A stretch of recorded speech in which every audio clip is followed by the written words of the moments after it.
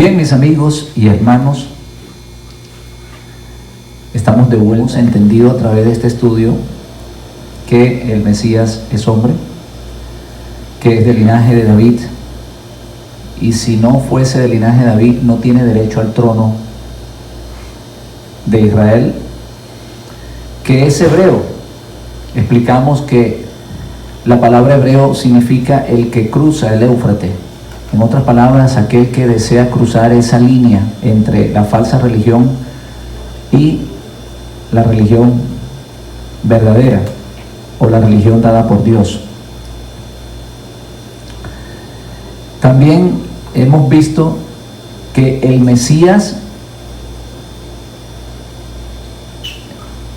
tenía dos planes y que su plan A era establecer el milenio.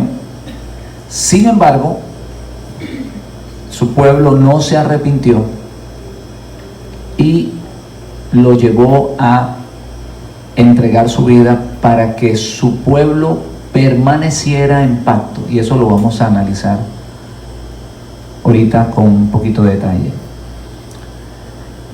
Lo que hace que el Mesías muera, o la consecuencia de que el Mesías muera, trajo una bendición para Israel. ¿Por qué razón? Porque a Israel se le prometió un Mesías vivo y un Mesías que gobernara en el milenio. Como ellos rechazan el mensaje del Mesías, el Mesías no puede establecer el milenio. Así que el Mesías entrega su vida, pero la palabra de Dios o las promesas de Dios son irrevocables, no pueden negarse. Dios no se niega a sí mismo. Entonces Dios le prometió a Israel que de la descendencia de David vendría el Mesías quien gobernara en Israel. Así que si el Mesías había muerto, la promesa de Dios iba a quedar incumplida. Así estamos entendiendo esto tan hermoso, hermano. Esto es hermoso. Se lo voy a repetir para que ustedes más o menos, para que me capten la idea.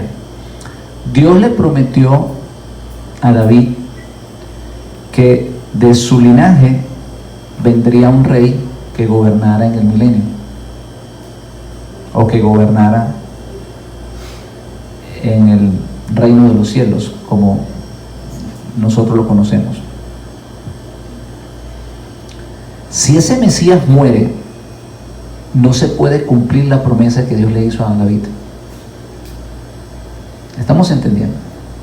Porque entonces quedaría Dios como ¿qué? Como mentiroso. No cumplió lo que prometió. Le pasaría lo que nos pasa a nosotros cuando estamos enamorando a las muchachas. Le prometemos una cantidad de cosas y ya cuando nos casamos se nos olvida un montón. ¿No les pasa eso a muchas mujeres? Después de casadas, el marido no le da ni la mitad de lo que le prometió.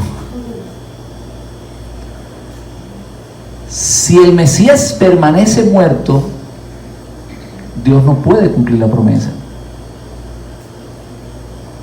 Entonces, ¿qué hace Dios? Les resucita al Mesías. Les resucita al Mesías. El Mesías fue entregado. Ya hemos dicho que él sabía que iba a ser entregado. Lo leímos ayer en Juan 11, 49 al 52, que Caifás dice que un hombre debería de morir y no toda la nación.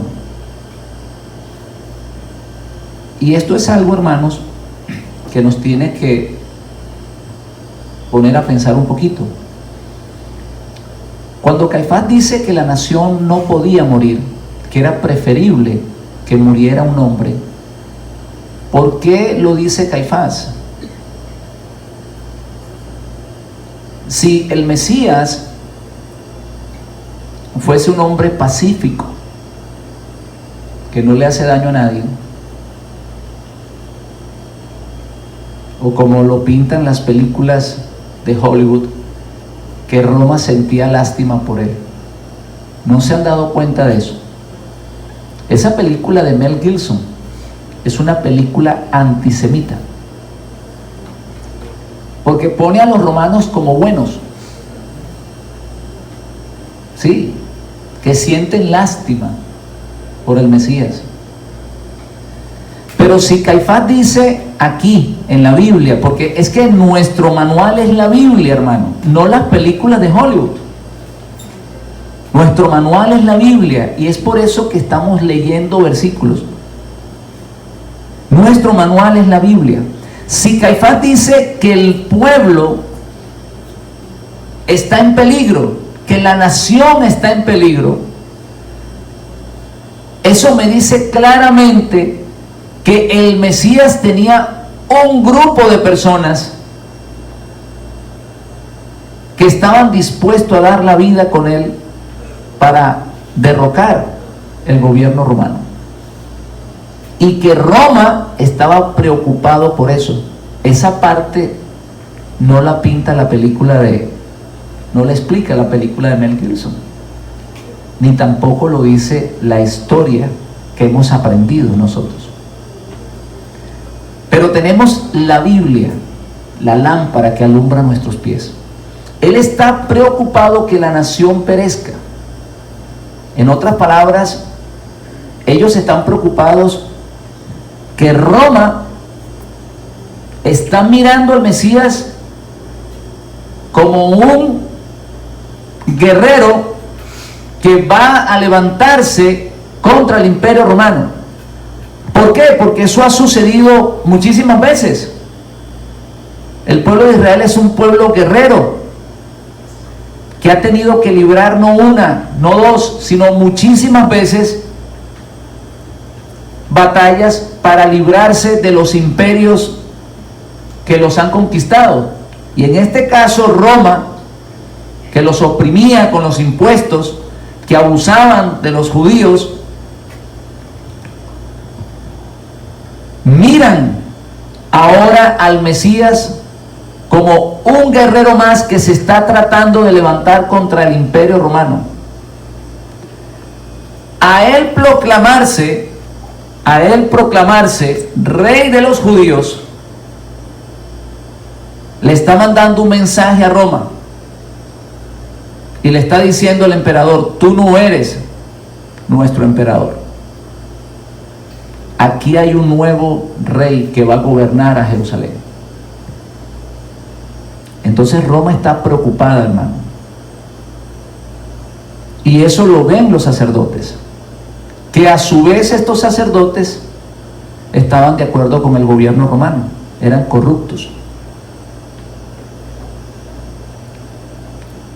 Y ellos no querían perder las posiciones compradas que tenían. Las posiciones que ellos tenían en el templo. Esas posiciones de privilegio no las querían perder. Esto se parece mucho, ¿verdad?, a cuando se le predica la palabra a un grupo religioso, por no entrar en detalles. Y aunque están mirando que la palabra que se le está predicando es verdad, por temor a perder la posición, aceptan una mentira.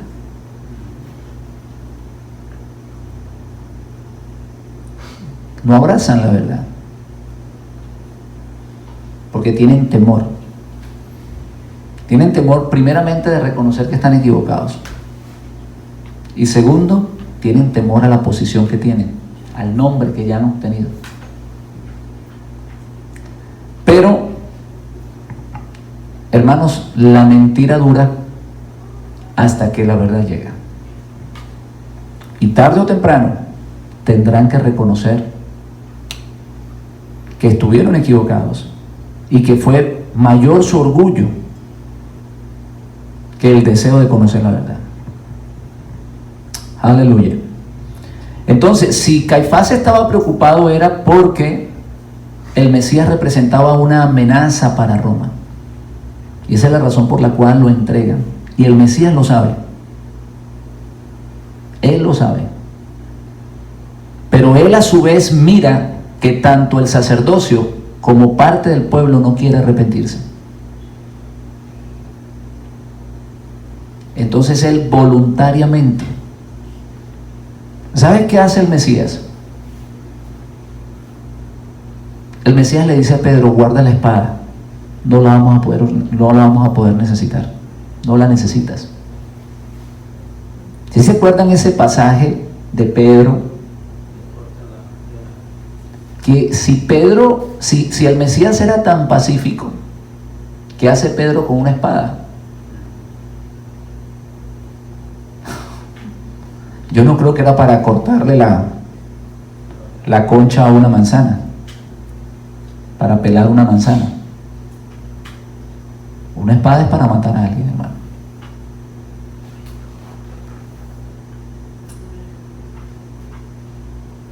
O sea, esto tenemos que estar claro.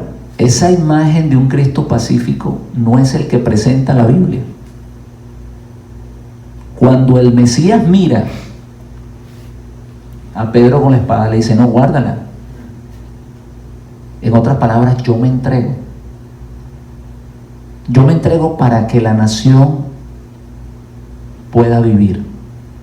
¿Por qué? Porque si yo me rebelo con la poca gente que tengo, no voy a vencer. No puedo vencer. Hermano, esto nosotros lo miramos como que si fuese imposible. Lo miramos como que si fuese imposible. ¿Por qué? Porque sabemos que Dios puede enviar un ejército de ángeles y destruir al imperio romano y darle la victoria al Mesías. Pero es que no le podía dar la victoria al Mesías porque su pueblo no se arrepentía. Si se dan cuenta que el mensaje del arrepentimiento es tan importante, mis hermanos. Si no hay arrepentimiento, no hay reino de los cielos. Entonces, las personas que pretenden entrar en el reino de los cielos sin arrepentirse, se compraron el tiquete equivocado. Sí, así de sencillo. Tienes que arrepentirte. El Mesías no puede establecer el reino de los cielos porque su pueblo no está arrepentido de haberle fallado a Dios.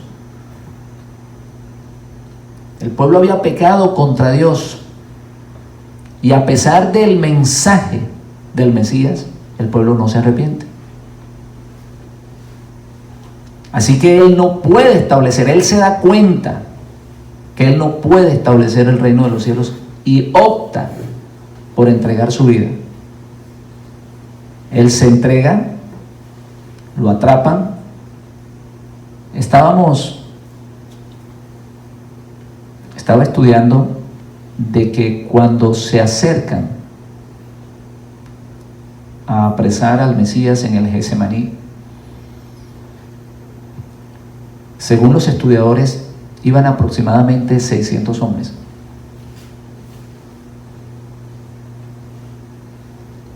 ¿Para qué necesitas 600 hombres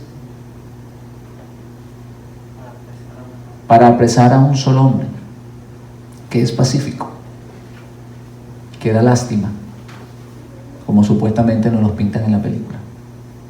Eso no tiene sentido. Hoy en día, hermanos, tenemos acceso a la historia, tenemos acceso a información que no teníamos antes. Y por eso podemos comprender las Escrituras de una manera más amplia, más clara. No se requiere de tanto personal para atrapar a un hombre pacífico que no representa ninguna amenaza para el imperio. Pero si va un ejército de personas armadas, y eran soldados, hermanos, romanos. Eso no eran cualquiera. Eran hombres capacitados para la guerra, para apresar a un solo hombre. Porque ¿qué pasó con los discípulos que estaban allí? Hay uno que hasta la ropa la dejó, se fue corriendo.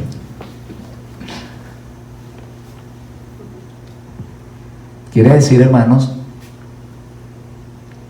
que el Mesías representaba una amenaza para el Imperio Romano. Y esa es la razón por la cual Roma decide eliminarlo, matarlo. Con la muerte del Mesías, como ya expliqué antes, Israel permanece en el pacto. ¿Por qué? Porque a Israel se le prometió un rey que gobernara.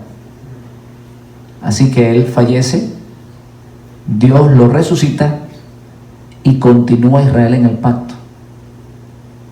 Y eso es lo que dice: este es el nuevo pacto que yo haré con la casa de Israel.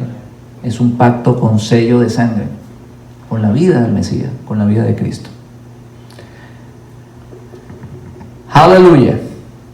Así que la vida, o la entrega, voluntaria del Mesías mantiene a Israel dentro del pacto. No es que está haciendo un pacto nuevo, sencillamente lo está renovando. De la misma manera que usted vive en una casa alquilada y cuando se cumple el contrato, el dueño de la casa se lo renueva. Eso es lo que sucedió aquí con el Mesías. Dios le renovó el contrato a Israel, lo mantuvo en el pacto.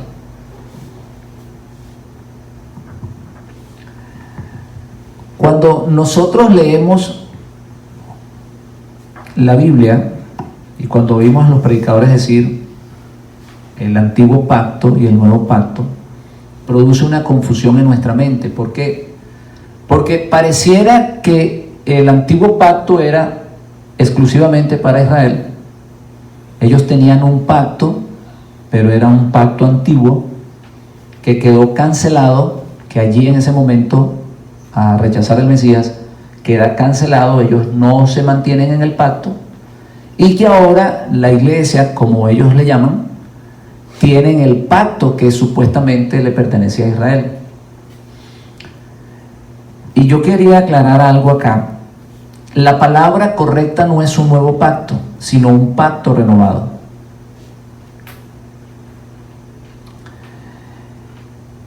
Por otro lado, no es lo mismo un nuevo pacto que un pacto nuevo. No es lo mismo un nuevo pacto que un pacto nuevo.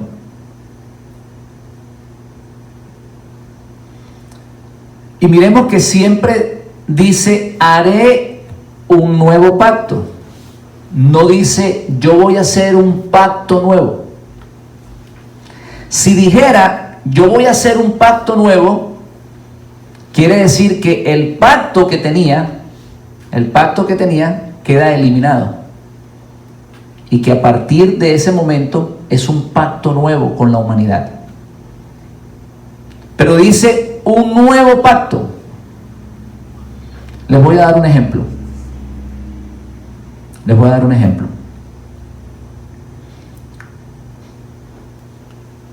Yo puedo decir que yo tengo un nuevo carro, pero eso no quiere decir que el carro sea nuevo. Para mí es un nuevo carro. Digamos que yo mañana vaya al dealer y me compre un carro usado, y yo venga a este lugar y me dicen los hermanos, ¿tienes carro nuevo? Claro, para mí es nuevo, pero ese carro es usado. Otra persona ya lo había estrenado. Para mí es un carro nuevo, para mí es mi nuevo carro, para mí es mi nuevo carro, pero no es un carro nuevo. Por eso la Biblia dice un nuevo pacto, pero no un pacto nuevo. En otras palabras, lo que el Mesías está haciendo es renovar el pacto existente.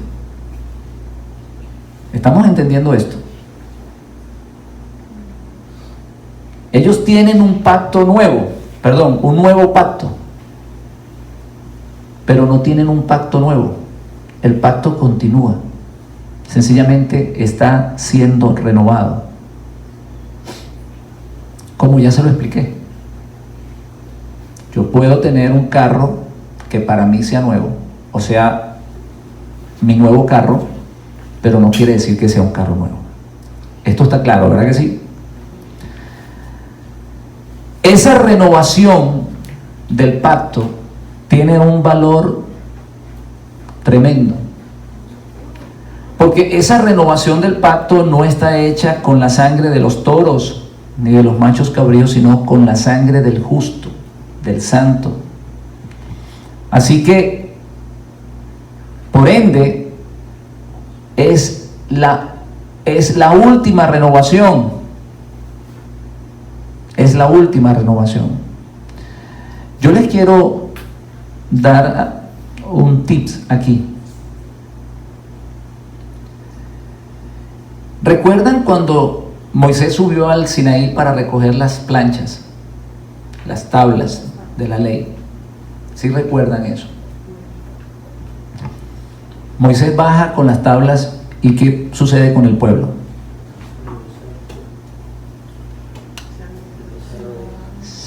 Estaban adorando un becerro, ¿cierto? Estaban adorando un becerro. Cuando Moisés sube al Sinaí, regresa con las tablas, ¿era un nuevo pacto o un pacto nuevo? Un nuevo pacto. Sencillamente estaba renovando el pacto. Él no estaba haciendo otro pacto.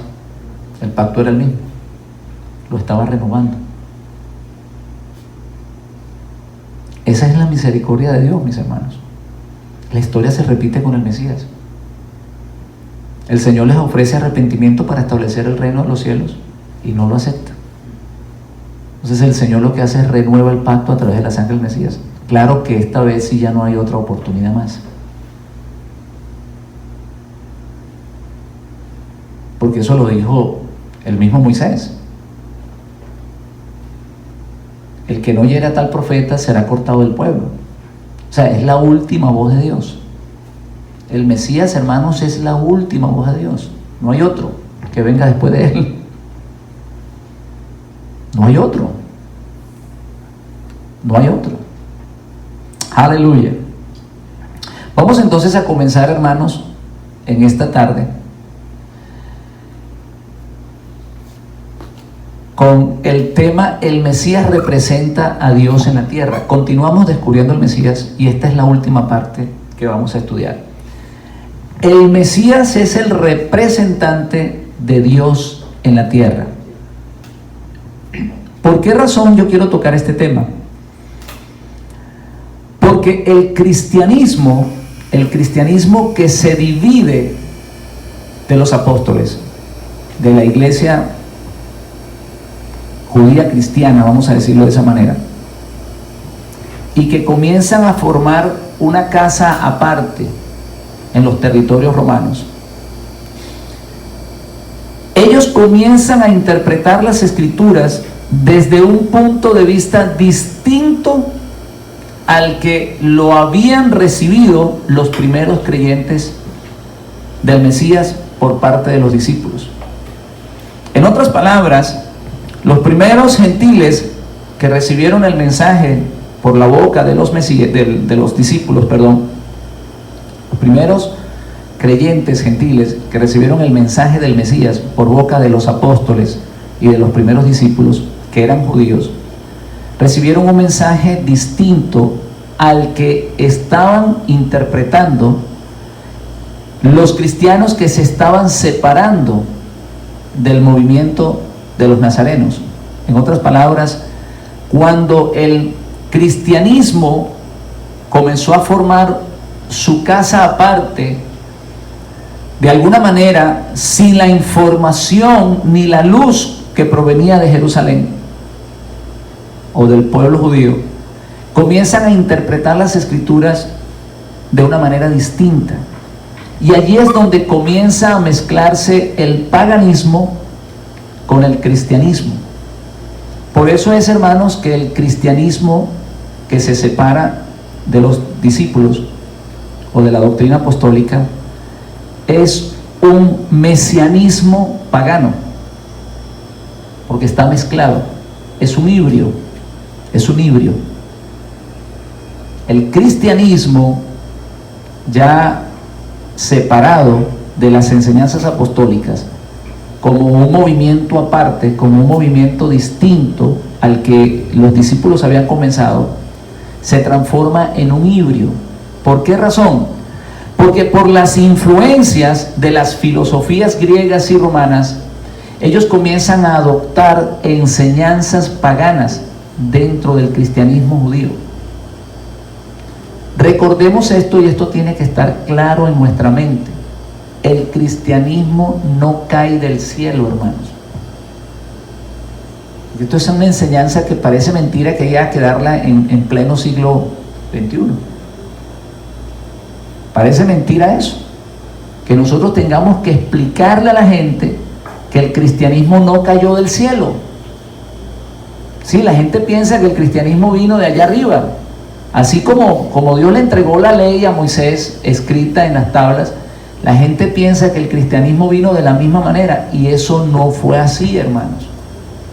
El cristianismo nace del judaísmo. El cristianismo nace del judaísmo.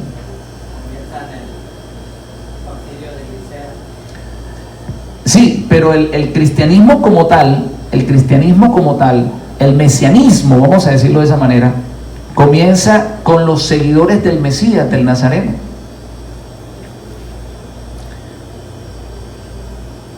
En otras palabras, eran judíos mesiánicos, judíos cristianos, vamos a decirlo de esa manera, para que lo podamos entender. Eran judíos que seguían a Cristo, al Mesías. Eso es lo que se conoce como el cristianismo primitivo.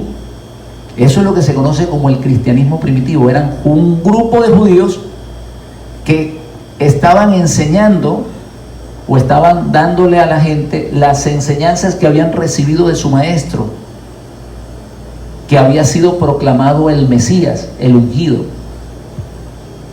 Ese es lo que se conoce como el cristianismo primitivo. No era una nueva religión, era el judaísmo con el mensaje de que el Mesías había llegado, que había sido rechazado, pero que Dios lo había resucitado, y que por ende había que predicar la palabra, habría que predicar el arrepentimiento a las naciones para que Él pudiera volver a establecer la edad mesiánica. Ese era todo el cristianismo. Esto tiene fundamentos bíblicos. Le voy a explicar por qué. Cuando los discípulos y los primeros creyentes reciben el mensaje del Mesías que había resucitado, comienzan a vender sus propiedades, comienzan a entregar todo lo que tienen.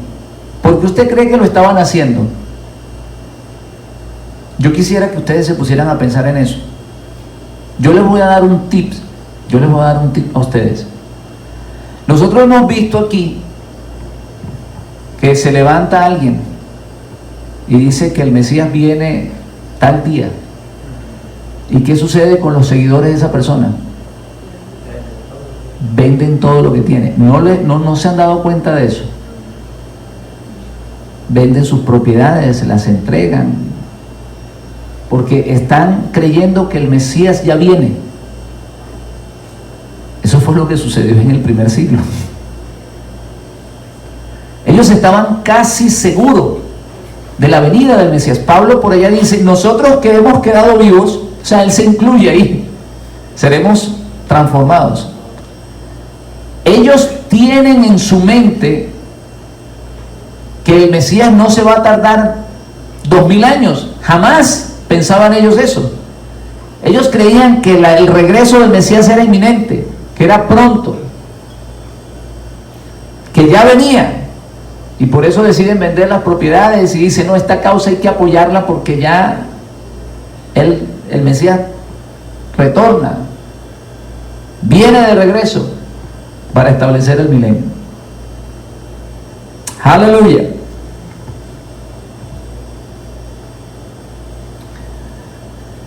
Sin embargo, comenzó a pasar el tiempo, comenzó una persecución contra los judíos. Eso lo vemos en el libro de Hechos. ¿Se acuerdan que Priscila se había venido de Roma porque el emperador había dictado que todos los judíos tenían que salir de Roma? Por otro lado, los judíos que no creían en el Mesías o que no aceptaron al Mesías se seguían rebelando contra el Imperio Romano, y por eso es que en el año 70 el emperador Tito viene a Jerusalén y destruye el templo. Sí, esa historia no la sabemos todas, ¿verdad que sí? Todos no sabemos esa historia. Los judíos que no aceptaban el Mesías se quedaron en Jerusalén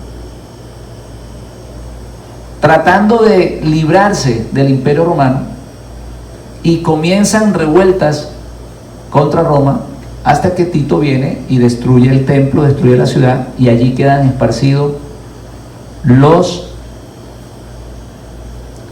judíos que no eran cristianos o que no seguían al Mesías, que no eran mesiánicos. Sin embargo, aún aquellos que eran mesiánicos por ser judíos eran perseguidos. Entonces, el gentil que pertenecía al movimiento mesiánico, como, fíjese esto, hermano, esto es interesantísimo, como ellos seguían las enseñanzas apostólicas, entonces lo miraban como judío también. Roma lo miraba como un judío. Al principio, tanto los gentiles como los judíos que creían en el Mesías eran perseguidos por el Imperio Romano. De allí las historias de todos esos cristianos que colocaban en los circos romanos para que se lo comieran los leones. En otras palabras, los primeros gentiles que recibieron la fe del Mesías la pasaron muy difícil. La persecución era contra los judíos, y de una vez se incluía a esos cristianos que ya por la fe en el Dios de Israel lo consideraban también judíos. ¿Por qué razón? Porque ellos asistían el sábado a la sinagoga. Entonces lo consideraban parte del pueblo de Israel. A raíz de esas persecuciones,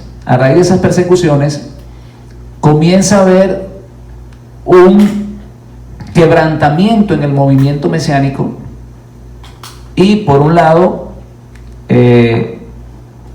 los creyentes judíos probablemente abrieron lugares exclusivos para ellos. No se sabe si los creyentes en el Mesías apoyaban de alguna manera a sus hermanos judíos que no creían en el Mesías en las revueltas contra Roma. Eso no se sabe, pero pudo haber pasado. Déjese, lo voy a explicar de esta manera. Aquellos creyentes en el Mesías que eran judíos, probablemente mirando a sus hermanos luchando contra Roma, de alguna manera apoyaban ese movimiento. Entonces eso sufrió un quebrantamiento, eso sufrió una ruptura dentro del movimiento mesiánico.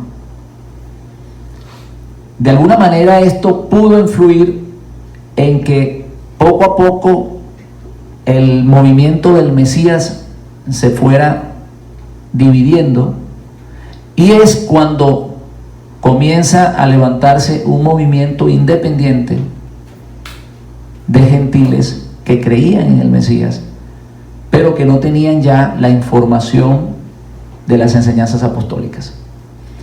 Ya para la época de los apóstoles estaba sucediendo cosas como esa. Por eso es que las cartas apostólicas son para corregir problemas doctrinales que habían dentro de las iglesias gentiles. En otras palabras, las cartas apostólicas de Pablo, si usted se da cuenta, la mayoría de ellas son para corregir problemas doctrinales. Llegó un momento que cuando los gentiles miraron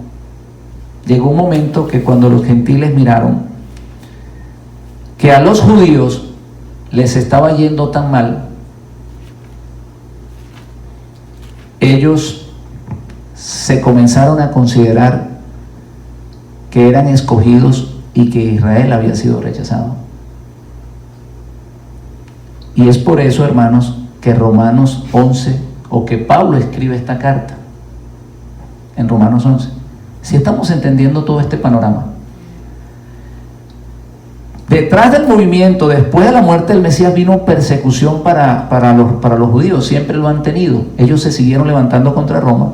De hecho, para el año 130, creo, más o menos, se levantó un líder judío que logró sacar a los romanos de Jerusalén y que comenzó a reconstruir el templo.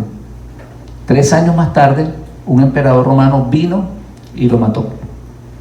A ese hombre, Marco Shiva, que ya explicamos antes aquí, los judíos lo habían proclamado Mesías, porque había sacado al imperio romano de Jerusalén y había empezado a construir el templo. Es un guerrero judío que fue proclamado Mesías, y por supuesto cuando él murió quedó descalificado. Le voy a leer una partecita de lo que dice Romanos 11 para que ustedes entiendan lo que está pasando en este ambiente. Con la persecución de los judíos, el gentil comienza de alguna manera a decir: ¿cómo le parece que a nosotros nos está yendo mejor que a ellos? ¿Por qué? Porque ya hay una ruptura, ya hay una separación entre el movimiento apostólico y el movimiento gentil. Digo pues, Romanos 11, ¿ha desechado Dios a su pueblo?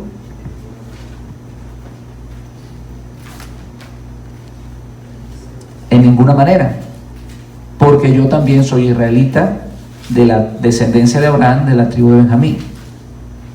No ha desechado Dios a su pueblo, al cual desde antes conoció. ¿De dónde, mis hermanos, saca el cristianismo actual de que Israel está fuera del pacto? Esto no tiene fundamentos bíblicos, hermanos. Por Dios, ¿cómo no pueden leer esto? ¿Cómo no lo pueden entender? Miren lo que dice Pablo. ¿Ha desechado Dios a su pueblo? De ninguna manera. ¿Cómo la gente piensa esta locura? No ha desechado Dios a su pueblo, el cual desde antes conoció. ¿O no sabéis qué dice de Elías la Escritura, como invoca a Dios contra Israel diciendo: Señor, a tus profetas ha dado muerte y a tus altares han derribado, y solo yo he quedado y procura matarme? Pero ¿qué dice la divina respuesta? Me he reservado 7,000 hombres israelitas que no han doblado sus rodillas delante de Baal. Así también aún en este tiempo, le está hablando Pablo, ha quedado un remanente escogido por gracia.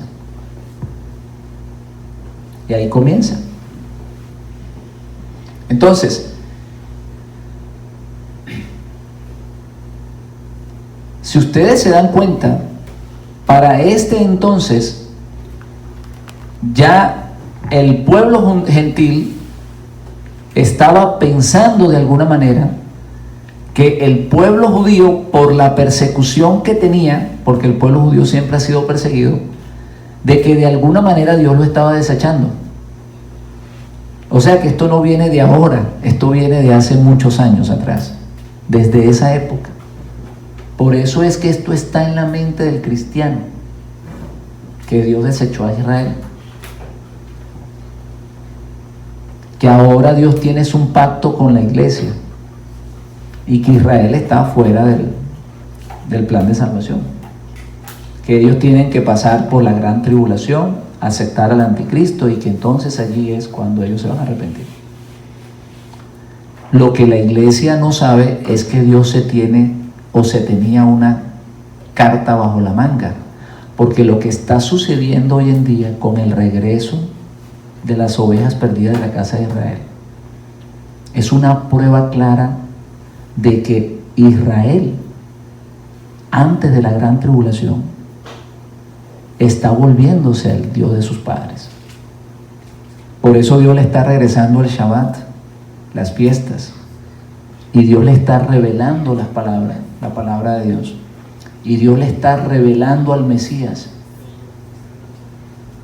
Hermanos, ustedes tienen que ver la cantidad de judíos. Hay que entrar en internet, no le crea lo que dicen los pastores de que Israel está rechazado. Mire lo que dice las noticias. Cada día miles de judíos aceptan al Mesías como su Salvador, aceptan a Yeshua como el Salvador.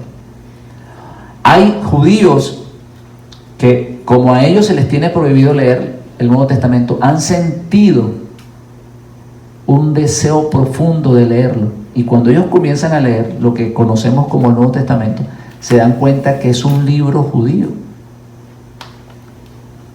Yo quiero que ustedes vean esos testimonios, esos testimonios sí vale la pena hoy verlos.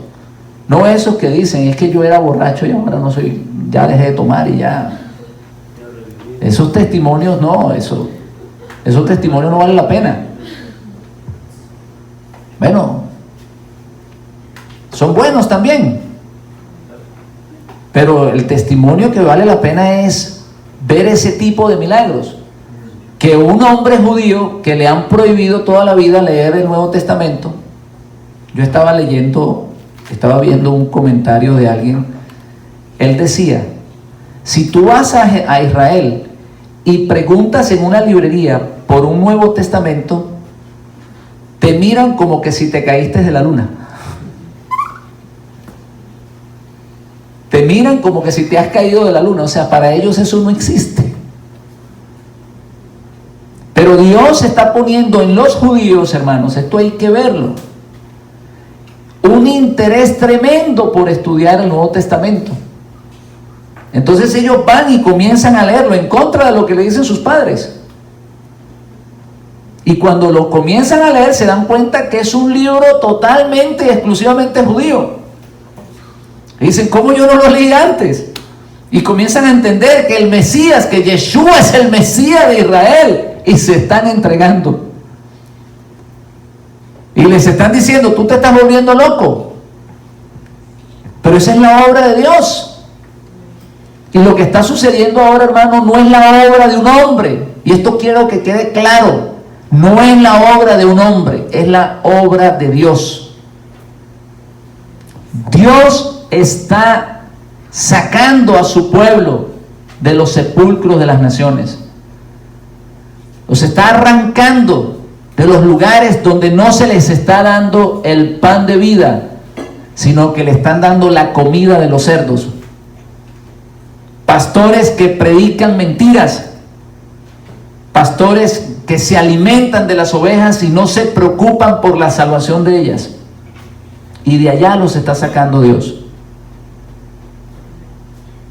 Y les está dando un pastor que los alimente y que los guíe, aleluya, por sendas de justicia, que les predique la verdad.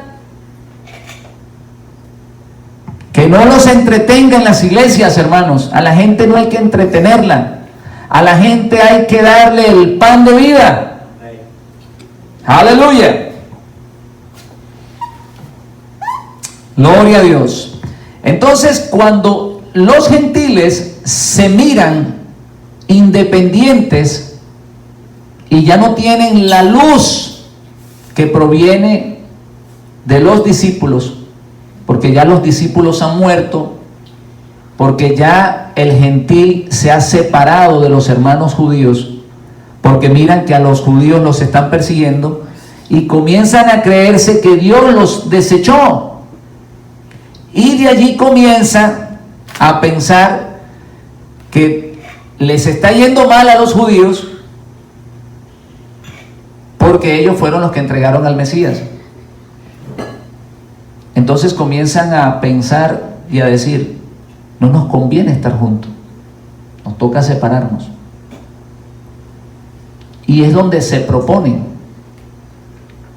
en este caso, la secta ganadora, porque habían diferentes movimientos cristianos ya para la época, para el año 200, para el segundo siglo. Se proponen entonces separarse, independizarse de los judíos. De esta manera podían ser un poco más protegidos o menos perseguidos por el gobierno romano. Y la secta ganadora es la que va influenciando dentro del Imperio Romano hasta que logra conquistar al Imperio Romano. Ciertamente, hermanos, hay que reconocer, y esto, hermano, no lo podemos esconder, el cristianismo que se separa de su raíz hebrea logra conquistar el paganismo. El cristianismo, esto hay que darle crédito, porque hay que, en honor a la verdad, y esto, hermano, es interesante que ustedes lo conozcan. El cristianismo que se separa de su raíz hebrea logra de alguna manera exterminar el paganismo romano. Traía valores judíos, tenían el pensamiento de un solo Dios, mientras que el paganismo creían en muchísimos dioses. ¿Se acuerdan lo que le sucedió a Pablo cuando llegó allá al anfiteatro de Atenas? ¿Sí se acuerdan? ¿Cuántos dioses habían? Muchísimos. ¿Y qué le dijeron los que estaban allí? ¿Qué dice la Biblia? Que ellos sabían oír a Pablo porque les interesaba. Querían conocer acerca de nuevos dioses. En otras palabras, ellos tenían muchísimos, pero si les hablaban de otros, ellos lo recibían. No tenían problema con eso. Otro Dios, venga, mejor. No son 100, sino que son 120. En otras palabras, mientras más dioses tenían, su fe supuestamente iba a ser más fuerte. Así que ellos le daban la bienvenida a los dioses. Eso, hermanos, esa religión que practicaban los paganos era una religión sin fundamentos. Ellos tenían, le hacían culto a los dioses y no había competencia entre ellos. En otras palabras, aquí había el culto a una imagen y 1000 metros más allá había el culto a otra, pero no existía una competencia. No les importaba a qué Dios tú le hicieras culto. En otras palabras, a qué imagen le hacías culto. Y si le hacías culto a varios dioses, tampoco les importaba. A ellos no les interesaba. Existían una cantidad de dioses para ellos y una cantidad de creencias Dentro de ellas, dentro de esas creencias, existían sacerdotisas dentro de los templos de los dioses que de alguna manera servían de prostitutas a los que participaban del culto. Imagínense qué clase de desorden era aquello. Claro, el cristianismo, que tiene fundamentos judíos, se enfrenta con todo ese paganismo y comienza de alguna manera a destruirlo, comienza a eliminarlo, comienza a luchar en contra de todo eso. Y de alguna manera, hermanos, hay que darle crédito a la verdad. De alguna manera ese cristianismo conquistó al paganismo, lo eliminó en gran parte y se establece más adelante oficialmente como la religión del Imperio Romano, ya independiente a las enseñanzas apostólicas. Comienzan a tener pensamientos, comienzan a agregar pensamientos a las creencias de ellos que provenían de alguna manera de las filosofías griegas y romanas. Allí es donde comienzan a enfrentarse con el problema del Mesías.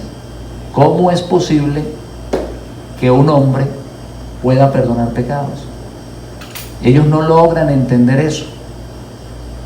Ellos no logran comprender eso. Una vez que ellos están independientes y una vez que ellos ya tienen casa aparte, ellos comienzan a tener discusiones. La Trinidad, lo que se conoce como la Trinidad, es el producto de casi 300 años de discusión. Eso no fue de un día para otro, porque ellos comienzan a encontrarse en las Escrituras que hay un Dios que demanda justicia y que hay un hombre que muere en la cruz para reconciliar al hombre con Dios. Y en sus pensamientos paganos, por ellos venían con sus pensamientos paganos, no lograban captar la idea de que ese hombre fuera capaz de perdonar los pecados cuando Dios había sido el que había sido ofendido. Entonces, ¿qué comienzan ellos a concluir? ¿Qué comienzan ellos a pensar? Que la única manera de que el Mesías sea el Salvador del mundo no podía ser un hombre normal, tenía que ser un Dios. Y allí es donde comienza la idea de la Trinidad. En otras palabras, ellos miran que el hombre ha ofendido a Dios. ¿Y cómo es posible que es un hombre, un judío, el que trae la reconciliación? Eso no le entra en la mente a ellos, porque ellos tienen pensamientos paganos. Ellos creen en los dioses que engendran mujeres. Ellos creen en los dioses que se hacen en forma de hombres. ¿Sí recuerdan cuando Pablo y Bernabé sanaron al paralítico? ¿Qué fue lo que dijeron los que estaban allí? Esos no eran judíos, eran paganos. Dioses en forma de hombre han descendido. Ese era el pensamiento de ellos. Entonces, cuando ellos se miran, cuando ellos tratan de concretar la creencia, porque hermano, recordemos esto, que cuando el cristianismo se separa, ellos necesitan fomentar la creencia que ellos tienen. Ellos se están separando de Israel. Entonces ellos tienen que crear una nueva religión. porque están separados de Israel. Entonces ellos tienen que buscar sus doctrinas, ellos tienen que formar sus doctrinas, y comienzan a formar doctrinas con pensamientos grecorromanos y no con el pensamiento judío. Están separados. Ellos están separados, hermanos. Ellos entonces comienzan a formar las doctrinas para fomentar, para construir la religión que ellos están comenzando a construir. ¿Estamos entendiendo esto? Entonces ellos miran la situación del Mesías y no logran comprender, no logran entender que Dios, a través de un hombre mortal y finito, pueda negociar o pueda perdonar los pecados que el hombre le ha cometido a un Dios infinito.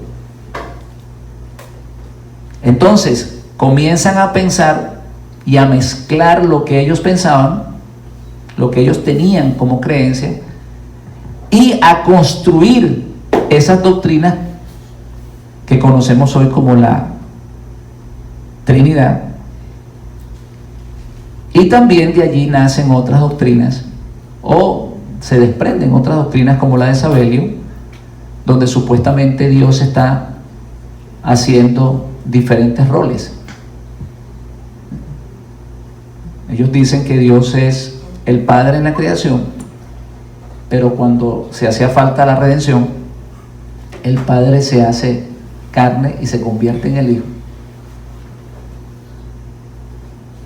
Y entonces, cuando se necesita la santificación de la iglesia, ya el Hijo ya se convierte otra vez en el Espíritu Santo para santificar la iglesia. Esa es la doctrina de Sabelio.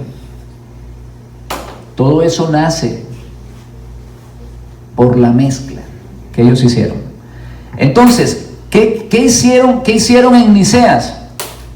En Niceas crearon un híbrido, porque ellos tenían en su mente eso. Hércules es hijo de un dios con una mujer romana. Si están entendiendo lo que estamos viendo acá. Ellos comienzan a traer los pensamientos paganos dentro de a la religión cristiana que ellos estaban formando en ese momento.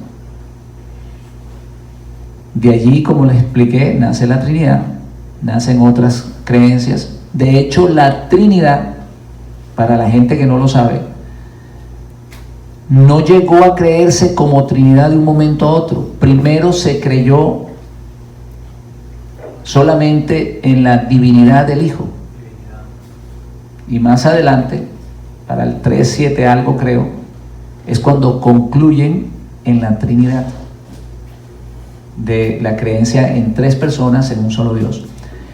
En vista que ellos tienen, y esto es importante que nosotros entendamos esto, en vista que ellos tienen la creencia judía en un solo Dios, porque ellos lo reciben de los hermanos judíos.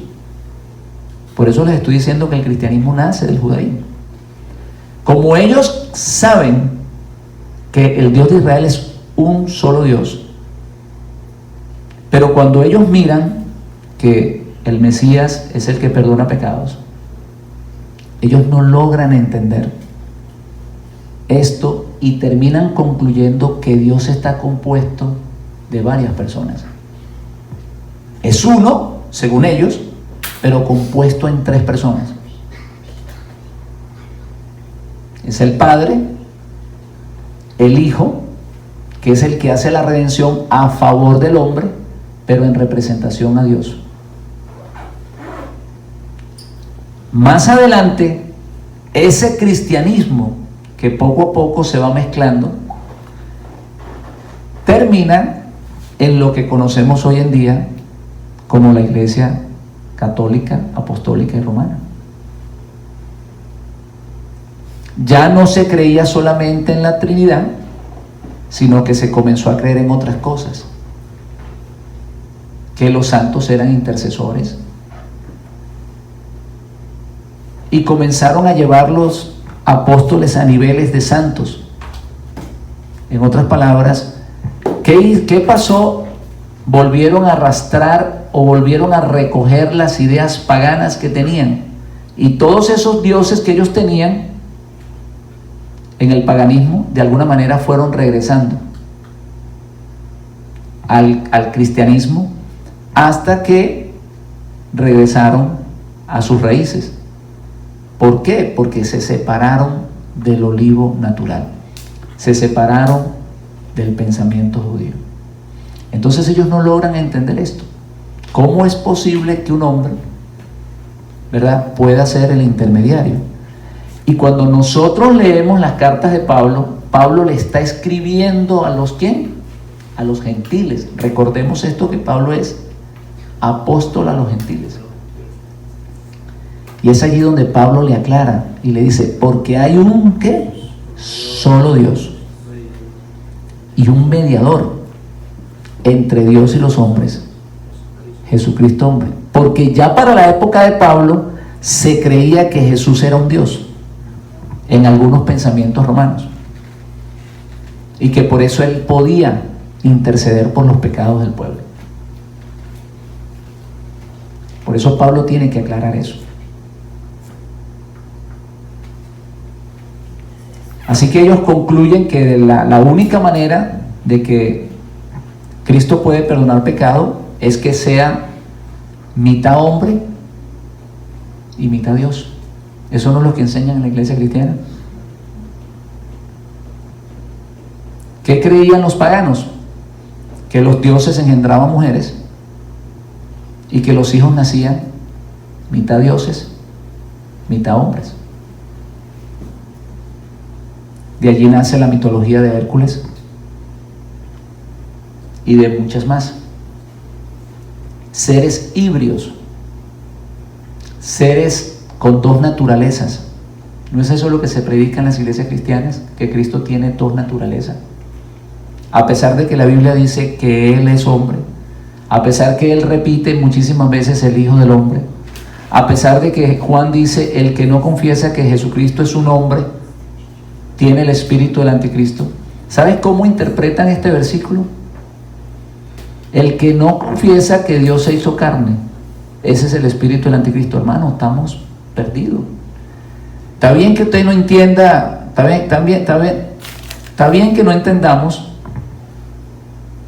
las cosas espirituales, pero por favor, que no entendamos el castellano. Ahí sí estamos graves. Está diciendo: el que no confiesa que Cristo, el Mesías,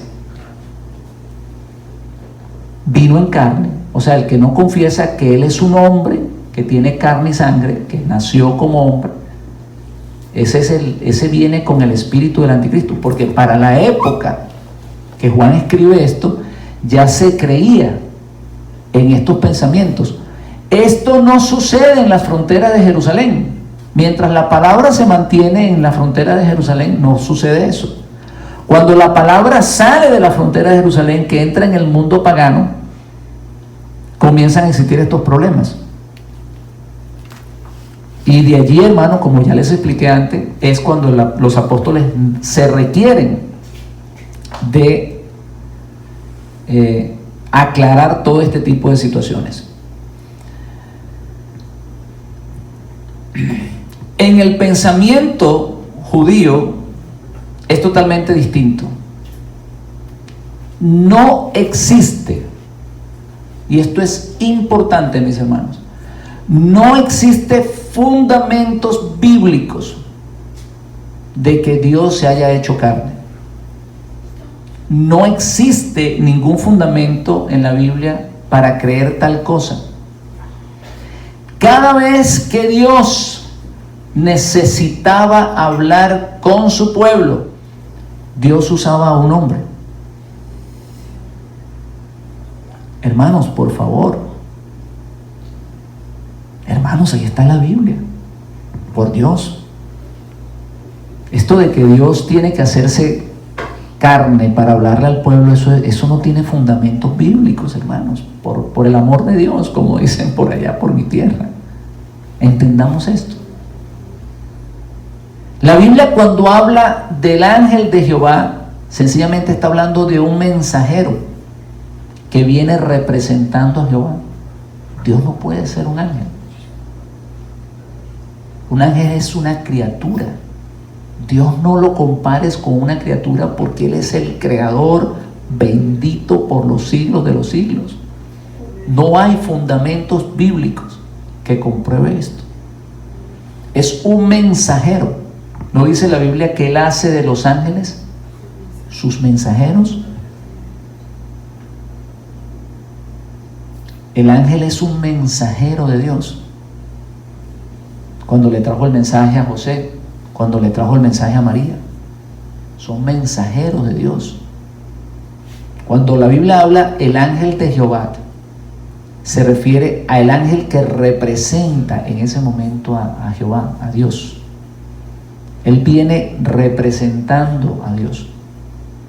En ese momento es como que si Dios mismo estuviera hablando.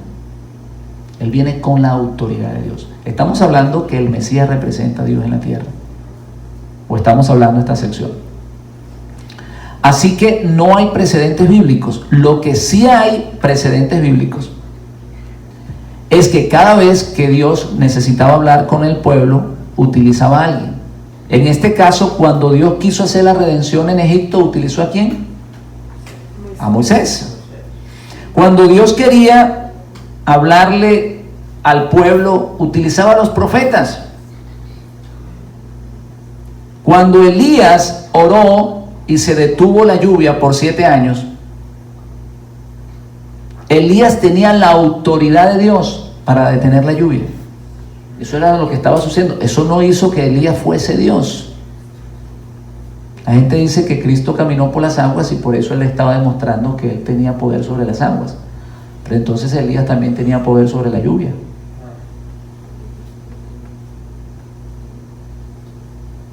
Claro, Cristo sí tenía poder sobre las aguas, pero era un poder recibido. Y de ahí vamos, por eso es interesante que nosotros analicemos lo que estamos estudiando aquí. Él es el representante de Dios en la tierra. Cuando Moisés fue a librar a Faraón, a librar al pueblo de Israel que estaba en Egipto, Dios le dice: te he puesto como Dios delante de Faraón. Te he puesto como Dios delante de Faraón. En otras palabras, lo que Moisés decía era como que si Dios mismo lo estuviera diciendo. De allí, mis hermanos, es que cuando Moisés está frente al mar y comienza a orar, ¿qué le dice Dios?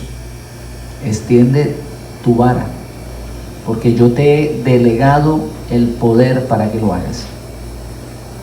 Y hasta que Moisés no extendió la vara, el mar no se abrió.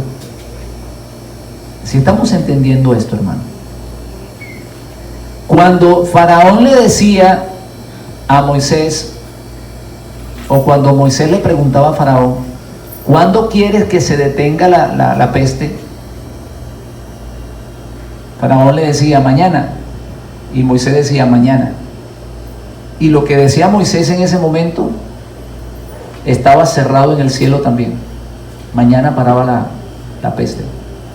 Porque Moisés era el representante de Dios en la tierra en ese momento. Aleluya. Para que nosotros entendamos esto, vamos a comenzar a leer algunos versículos. Juan 17, del 27 al 38. Para que veamos que el Mesías está representando a Dios en la tierra y que el Mesías no es Dios hecho carne, como se nos ha tratado de enseñar, o como lo enseña la iglesia cristiana, o católica, mejor dicho.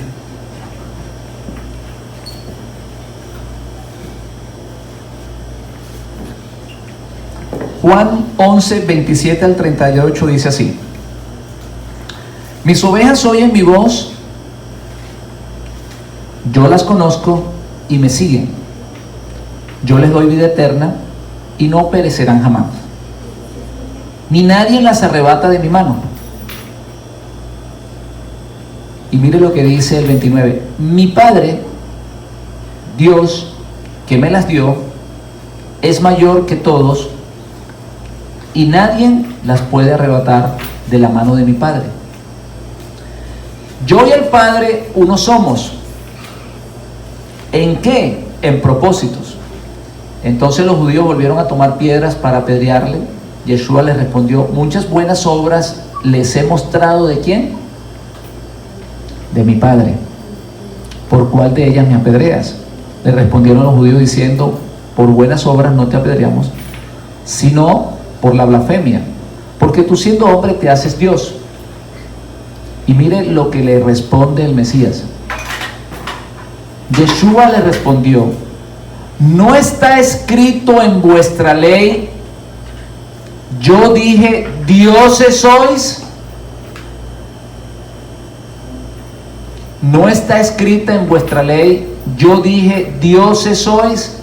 Si llamó dioses a aquellos a quienes vino la palabra de Dios, y la escritura no puede ser quebrantada, al que el Padre, aquel a quien el Padre ha escogido y ha santificado y ha enviado al mundo, ustedes dicen que blasfema porque digo, hijo de Dios sois. Si no hago las obras de mi Padre, mire lo que, hermano, esto hay que detallarlo. Si no hago las obras de mi Padre, no me crean. Pero si las hago, aunque no me creas a mí, en otras palabras, aunque no creas lo que yo te estoy diciendo, cree las obras para que conozcáis y para que puedas creer que el Padre está en mí y yo en el Padre. Para que logres entender que yo no estoy solo en esta misión, sino que yo vengo con la autoridad de mi Padre, y por ende tengo el respaldo de mi Padre, y por ende yo puedo hacer las obras que estoy haciendo, no porque soy Dios, sino porque el Padre es el que hace las obras.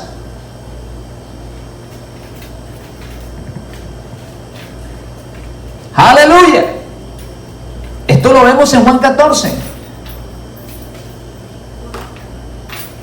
Si no me crees, las obras que yo hago no las hago yo, sino que el Padre que está en mí. En otras palabras, Él tiene la autoridad para hacer las cosas. Entonces, hermanos, los discípulos, los que creyeron en el Mesías, no pensaron como pensaron los griegos ni los romanos. Ellos pensaron de la misma manera que había sucedido siempre en Israel. Dios utilizando a un hombre para salvar a su pueblo.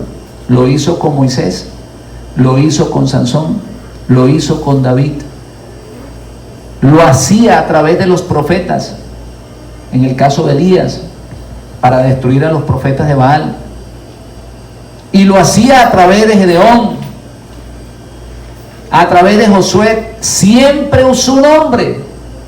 Por eso es que esto de que Dios se hace carne solo puede estar en la mente de un pagano. No está en la mente de un judío, porque no hay precedencias bíblicas. No existe precedencias bíblicas de que esto haya acontecido.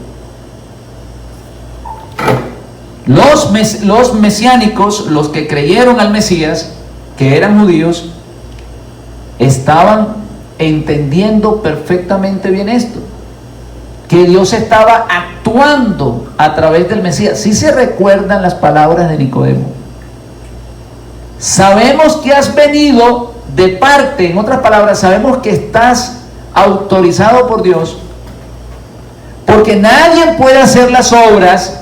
Esto es lógico. Ningún hombre puede hacer las obras que hacía el Mesías si Dios no estaba con él.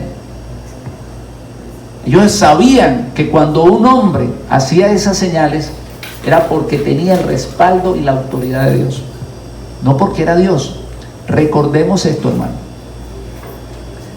A los hombres no se le piden señales para saber si son dioses. A los hombres se les pide señales para saber si vienen de parte de Dios. A Dios usted le pide un milagro no para saber si es Dios, le pide el milagro porque es Dios. Por eso al Mesías le preguntaron ¿qué señales hace? Era para saber si él era el Mesías, no para saber si era Dios. O usted cuando le pide al Señor, usted cuando le pide a Dios que lo sane, usted le pide el milagro para comprobar que es Dios. No, usted le pide el milagro porque usted sabe que Él es Dios. Amén, hermanos. Así que Dios busca a un hombre, y a ese hombre Él otorga la autoridad. Él se recoge. Hermanos, esto es sumamente interesante para comprender por qué el Mesías perdona pecados y por qué no hace falta que el Mesías sea Dios para perdonar pecados. Él se recoge a sí mismo. En otras palabras, Él otorga, delega la autoridad al Mesías. En este caso, a Yeshua. De esta manera, como Él está entregando el poder, la autoridad al Mesías, el Mesías se transforma en Dios en la tierra. No físicamente, sino jurídicamente. No físicamente, sino jurídicamente. De aquí, de esta manera, podemos comprender por qué Juan dice, Juan 12, del 44 al 50 dice: Yeshua clamó y dijo, el que cree en mí, no cree en mí, el que cree en mí, no cree en mí, sino en el que me envió. Y el que me ve, ve al que me envió. Porque él en ese momento es el representante del Dios eterno en la tierra. Él tiene la autoridad de Dios. Y mirar al Mesías en ese momento es como que si estuvieses mirando a Dios. No porque Dios se hizo carne, sino porque Dios le otorgó autoridad, poder. Yo, la luz que ha venido al mundo, para que todo aquel que crea en mí no permanezca en tinieblas. Al que oye mis palabras y no las guarda, yo no le juzgo. Porque no he venido a juzgar el mundo, sino a salvar al mundo. En ese momento Él no juzga. Más adelante vamos a ver que Él va a ser el que juzga. El que me rechaza y no recibe mis palabras, tiene quien lo juzgue. ¿Sí se están dando cuenta de esto? El que me rechaza y no recibe mis palabras, tiene quien lo juzgue. La palabra que he hablado, ella le juzgará en el día postrero, porque no he hablado por mi propia cuenta. Yo no vengo por mi propia cuenta. El Padre que me envió, Él me dio el mandamiento de lo que tengo que decir, de lo que tengo que hablar. Y sé que su mandamiento es vida eterna. Así pues, lo que yo hablo, lo hablo como el Padre me lo ha dicho. ¿Sí se están dando cuenta que el Mesías es el representante, el que trae el mensaje de Dios? Y que Él está diciendo exactamente lo que Dios le mandó a decir. De allí nosotros comprendemos lo que dice Deuteronomio 18, que Él pondrá sus palabras en la boca del Mesías y Él hablará todo lo que Dios quiere. Vamos a dar otros ejemplos. Juan 5:24. Para que veáis que el Hijo del Hombre tiene autoridad para perdonar pecados. Y yo quiero, hermanos, que esto lo analicemos muy delicadamente. Si Él tiene una autoridad, es porque la ha recibido de alguien. En otras palabras, Él viene con la autoridad del Padre para perdonar pecados. Juan 5:22-24 dice: porque el Padre a nadie juzga, sino a todo el juicio se lo dio al Hijo. ¿Se están dando cuenta que Él está recibiendo la autoridad del Padre? Para que todos honren al Hijo como honran al Padre. El que no honra al Hijo, no honra al Padre que le envió. De cierto digo que el que oye mi palabra y cree, no solamente hay que creer en el Mesías, cree al que me envió, tiene vida eterna y no vendrá a condenación, mas ha pasado de muerte a vida.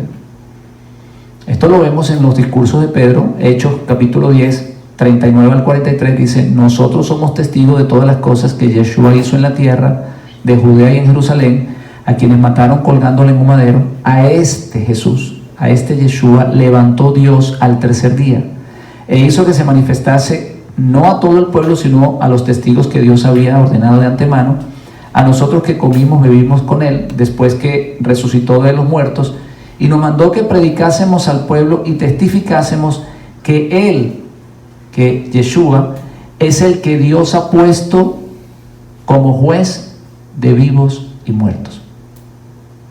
De este dan testimonio todos los profetas, que todos los que creyeren en Él, o los que creen en Él, todos los que en Él creyeren, recibirán perdón de pecados por su nombre, por su autoridad. Por eso les estoy explicando que cuando el Mesías dice yo tengo autoridad, es porque la ha recibido. Dios lo ha designado a Él. Es una designación. Le ha otorgado una autoridad. Mientras los gentiles están pensando que Dios se hizo carne y que entonces Cristo es mitad hombre y mitad Dios, los judíos han entendido perfectamente el plan de salvación de Dios. El Mesías tiene la autoridad de Dios, el ungimiento de Dios para juzgar y para perdonar pecados. Eso es lo que está mostrando las Escrituras. Cuando nosotros entendemos que el Mesías es el representante de Dios en la tierra, cuando nosotros logramos comprender esto, entonces comprendemos esos versículos que nos resuenan en la mente, como Isaías 52, 6 al 8, que dice: por tanto mi pueblo sabrá mi nombre por esta causa en aquel día, porque yo mismo estaré presente. Entonces la gente inmediatamente dice: no, Dios se tiene que hacer carne para estar presente. Y es que no logran entender, es que Dios otorgó, se recogió y le entregó un poder al Mesías. Rechazar al Mesías es rechazar a Dios mismo. Usted va a entender por qué dice: decir a los de corazones apocados, esforzados, no temáis, he aquí que vuestro Dios viene. Cuando dice que Dios viene es porque Él representa a Dios. Él está en la posición de Dios, hermanos. Dice: con retribución pago, Dios mismo vendrá y os salvará. El plan de salvación era de Dios y es de Dios. Solo Jehová salva. Dios le otorga el poder al Mesías y le dice: ve y dile al pueblo que si se arrepienten yo les perdono. Por eso es que Él dice: yo soy vuestro Salvador, fuera de mí no hay quien salve. Yeshua es el representante de Dios. Zacarías 12:10 dice: derramaré sobre la casa de David, sobre los moradores de Jerusalén, espíritu de gracia y oración, y mirarán a mí. Si están entendiendo, mirarán a mí, al que traspasaron, y llorarán como los que lloran por el hijo unigénito, afligiéndose como el que se aflige por el primogénito. Estos versículos les encontramos explicación cuando lo miramos con la mentalidad judía, pero no con la mentalidad grecorromana. Hace unos días estaba oyendo una mujer que ella explicaba esto y decía, ¿se dan cuenta que el Mesías es Dios? Porque Él está diciendo que mirarán al que traspasaron. Pero no logra entender lo que dice el Mesías. El que me mira a mí, mira al que me envió. Está hablando de dos seres. ¿Por qué? Porque Él es el que representa al Padre en ese momento. Por eso es que rechazar la voz del Mesías es rechazar a Dios. Por eso es que rechazar al Mesías es rechazar a Dios. Sin embargo, a pesar del rechazo de la voz a la voz de Dios, a pesar de que el pueblo rechazó la voz de Dios, ¿verdad? Dios nos devuelve al Mesías. ¿Y sabe cómo nos los devuelve? ¿Cómo nos los devolvió Dios? Nos los devolvió vivo. Porque el pueblo lo mandó, los dirigentes lo mandaron ¿a dónde? Lo mandaron a morir. ¿Y cómo se lo regresó Dios al pueblo? ¿Se lo regresó muerto? Se lo regresó vivo. Si estamos entendiendo que esto coge otro sabor.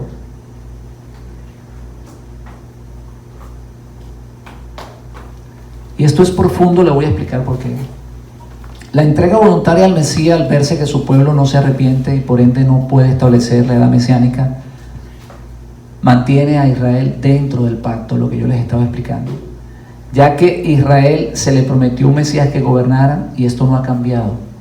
Solo que la propuesta o fue propuesto para otra generación. Esto lo dice el mismo Mesías en Mateo 21:43, dice: por tanto os digo que el reino de Dios será quitado a vosotros y será dado a gente que haga frutos de él. En otras palabras, cuando Él viene a establecer el reino, el pueblo no lo recibe, los líderes no lo reciben. Él dice: ustedes no son dignos del reino de Dios, así que vamos a quitárselos a ustedes y se lo vamos a dar a una nueva generación, repitiéndose lo que sucedió en la tierra prometida. Cuando ellos van a entrar a la tierra prometida, Dios les dice: ellos no son dignos, vamos al desierto, mueran en el desierto y los hijos de Él son los que van a entrar en la tierra prometida. Se repite la historia, hermanos. Aleluya. Dios tiene un pacto con Israel, hermanos. Esto no ha cambiado, sencillamente ha sido renovado. Por eso no podemos llamar al Nuevo Testamento, llamar a las cartas apostólicas Nuevo Testamento, llamar a los evangelios y cartas apostólicas Nuevo Testamento. El nombre correcto debería ser el pacto renovado. Esta renovación, como les expliqué antes, tiene un valor tremendo. Fue sellada con la sangre del Santo, aquel que estuvo dispuesto a morir para cumplir la voluntad de Dios y salvar a su pueblo. Juan 15:13 dice: nadie tiene mayor amor que este, que ponga alguno su alma por sus amigos.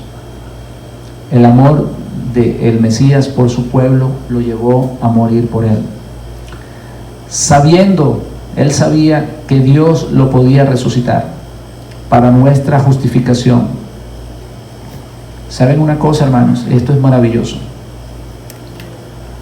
Si Dios no resucita al Mesías, su pueblo hubiese sido acusado de muerte. Con esto quiero cerrar acá. Si Dios no resucita al Mesías, su pueblo hubiese sido acusado de muerte. Pero, como el Mesías está vivo, no hay condenación. Si estamos comprendiendo esto.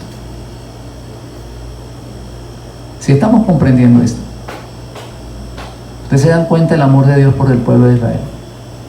Yo con esto quiero finalizar esta enseñanza. Vamos a ver si lo logro explicar de una manera más clara, más precisa. Si a usted lo están acusando de haber matado a alguien, lo están acusando y lo condenan a cadena perpetua o a muerte, la silla eléctrica, lo que sea. Pero supuestamente la persona a quien usted mató está viva. ¿Qué hace el juez con usted? ¿Lo condena o lo deja libre?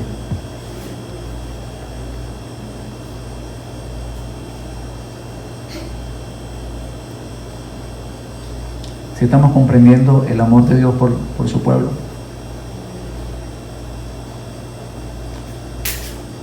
Ellos lo entregan para ser condenado. Por eso Pedro dice: a este Jesús que vosotros crucificaste y mataste, dice, Dios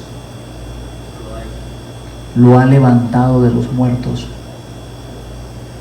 Y no solo eso, lo ha hecho Señor y Mesías. Y allí fue donde ellos se compungieron de corazón.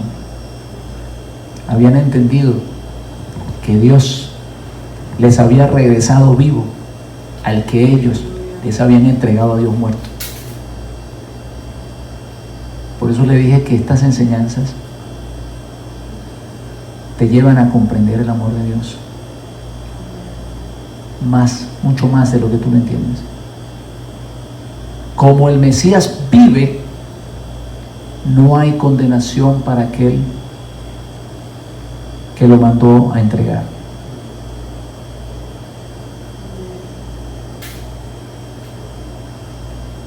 Así estamos comprendiendo esto. Está vivo. Tú no puedes pagar por la muerte de alguien cuando vive, o sí lo puedes hacer. Eso no existe dentro de las leyes. Cuando miramos la vida del Mesías, tenemos que verlo desde el punto de vista jurídico. Les explicaba el otro día que en el Evangelio se revela la justicia de Dios.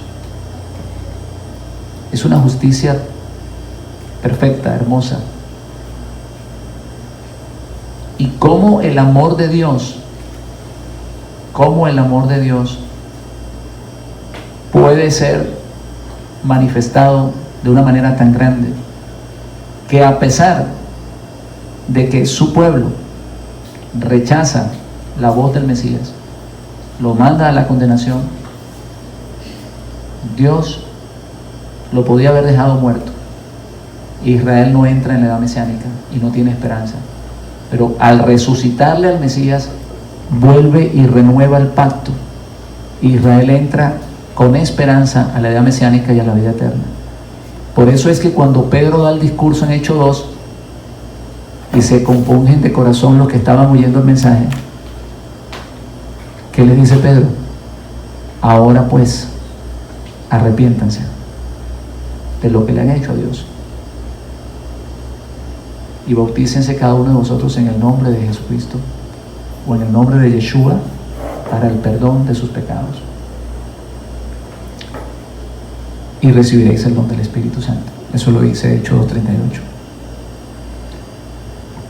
Hermanos, el plan de salvación es de Dios. El instrumento escogido es el Mesías. Y por ser el instrumento escogido, Dios lo ha hecho Rey de Israel y del mundo.